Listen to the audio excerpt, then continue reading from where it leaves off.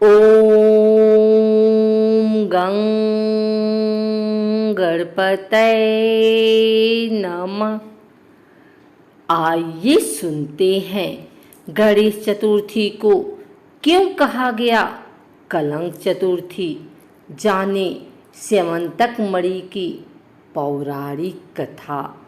गणेश चतुर्थी के दिन भगवान गणेश की पूजा की जाती है। पौराणिक कथाओं के अनुसार इस दिन भगवान गणेश का जन्म हुआ था।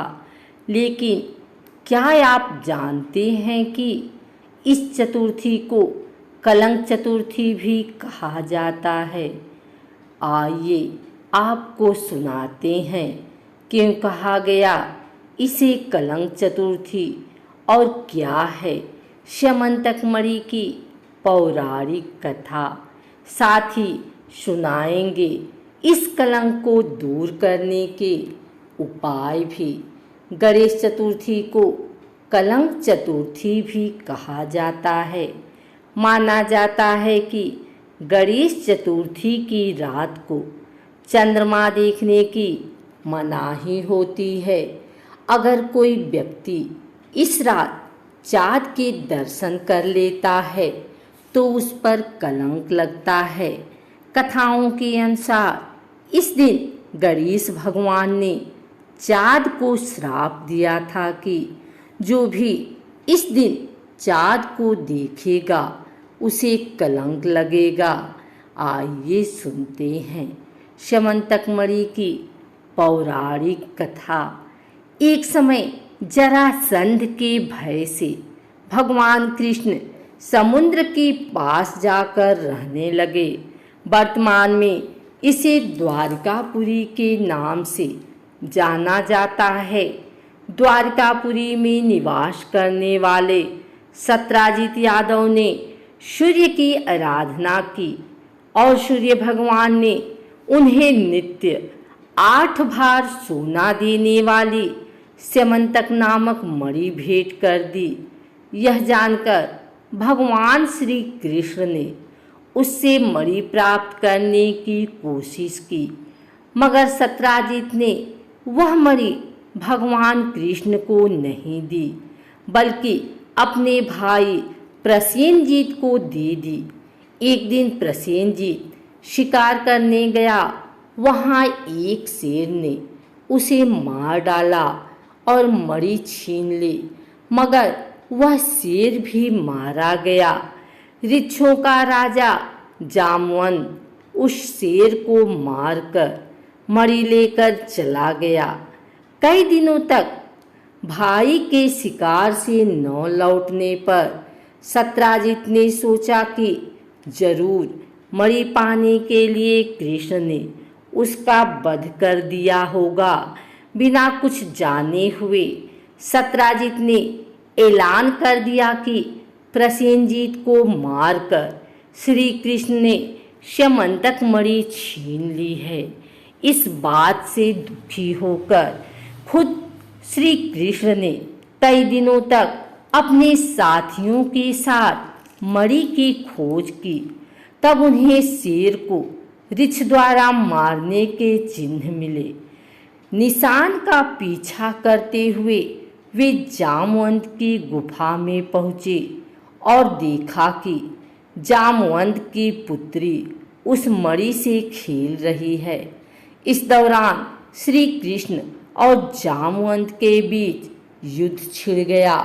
गुफा के बाहर श्री कृष्ण के साथियों ने उनकी 7 दिनों तक प्रतीक्षा की, मगर उनके दोस्तों को लगा कि श्री कृष्ण का वध हो गया है।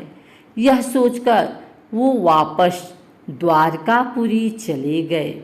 इन दोनों के बीच ये युद्ध 21 दिनों तक चला, लेकिन जामवंत श्री कृष्ण को हरा नहीं पाया। तब उसने सोचा कि कहीं यह वो अवतार तो नहीं जिसके लिए मुझे रामचंद्र जी का वरदान मिला। यह सोचकर उसने अपनी बेटी का विवाह श्री कृष्ण से किया और मणि दहेज में दे दी। श्री कृष्ण जब मणि लेकर वापस आए तो सत्राजित अपने किए पर दुखी हुआ और लज्जा से मुक्त होने के लिए उसने भी अपनी पुत्री का विवाह श्री कृष्ण के साथ कर दिया। कुछ समय के बाद श्री कृष्ण इंद्रप्रस्थ चले गए। मणि कब्जे में करने के लिए सद्धन्वा यादव ने सत्राजित की हत्या कर दी। सत्राजित की मौत की खबर सुनकर श्री कृष्ण द्वारिका पहुँचे। तब वह सद्धन्वा को मारकर मणि वापस लाने के लिए तैयार हो गए। इसमें उनके भाई बलराम ने भी उनकी मदद की। यह जानकर सद्धन्वा ने मणि अक्रूर को दे दी और भाग निकला। श्री कृष्ण ने उसका पीछा करके उसे मार तो डाला, पर मणि उन्हें नहीं मिली। तब कृष्ण जी ने बलराम को बताया कि मणि उनके पास नहीं है। इस बात का बलराम जी को यकीन नहीं हुआ।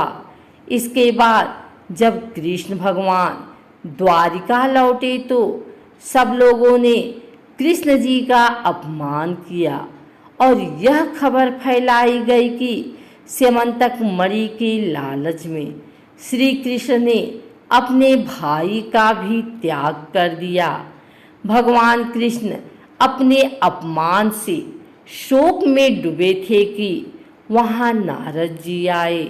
उन्होंने कृष्ण को बताया, आपने भाद्रपद शुक्ल चतुर्थी के दिन चंद्रमा के दर्शन किए थे, जिसके कारण आपको अपमानित होना पड़ रहा है। तब श्री कृष्ण ने पूछा कि चौथ के चंद्रमा को देखकर कलंक क्यों लगता है। नारद जी ने जवाब दिया कि एक बार ब्रह्मा जी ने चतुर्थी के दिन गणेश जी का व्रत किया था। गणेश जी ने प्रकट होकर वर मांगने को कहा तो उन्होंने मांगा कि मुझे सृष्टि की रचना करने का मोह न हो। गणेश जी ज्यों ही तथास्तु कहकर चलने लगे। उनके विचित्र व्यक्तित्व को देखकर चंद्रमा ने उपहास किया।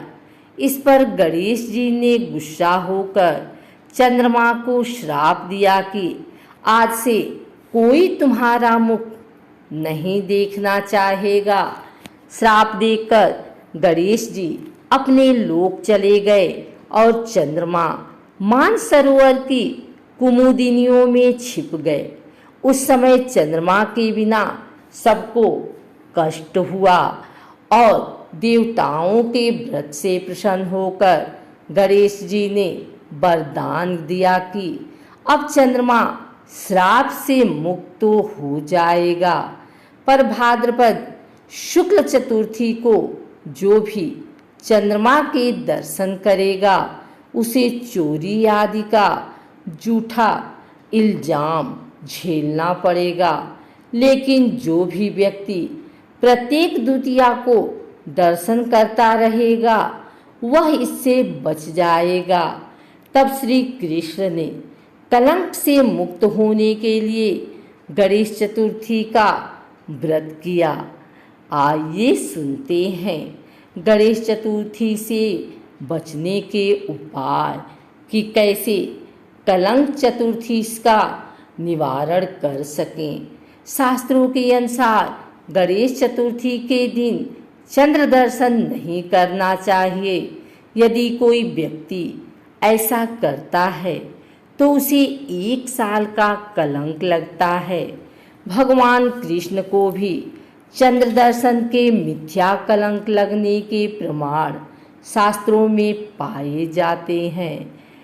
कलंक निवारण मंत्र जो जानबूझकर अथवा अनजाने में ही भाद्रपद शुक्ल चतुर्थी को चंद्रमा के दर्शन करेगा वह अभिशप्त होगा, उसे बहुत दुख उठाना पड़ेगा।